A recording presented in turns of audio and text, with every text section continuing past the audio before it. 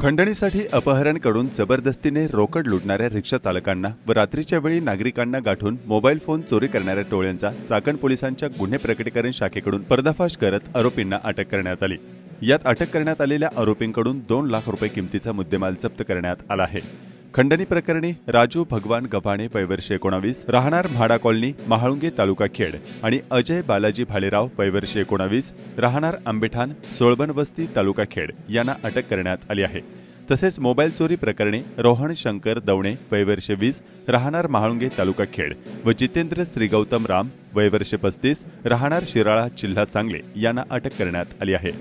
चाकण पोलिसांकडून प्राप्त झालेल्या माहितीनुसार परप्रांतीय कामगार गिरीश यादव यास चाकण ते भोसरी रस्त्यावरील भंडारा हॉटेलसमोर 2 रिक्षा चालकांनी बळजबरीने चाकूचा धाक दाखवून रिक्षामध्ये बसवले आणि आळंदी रस्त्यावरील घाटामध्ये निर्जन ठिकाणी नेले।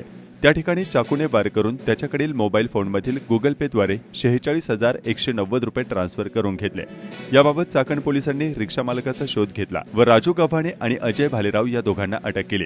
त्याचप्रमाणे चाकण पोलिसांचे पथक रात्रीच्या वेळी गस्तीवर असताना काही संशयितांना ताब्यात घेऊन त्यांच्याकडे विचारपूस केली असता त्यांच्याकडे चोरीचे मोबाईल फोन व एक लोखंडी कोयता मिळून आला। या प्रकरणी पोलिसांनी भारतीय शस्त्र कायदा आणि विविध कलमान्वये गुन्हा दाखल करत रोहन दवणे आणि जितेंद्र श्रीगौतम राम या दोघांना अटक केली आहे।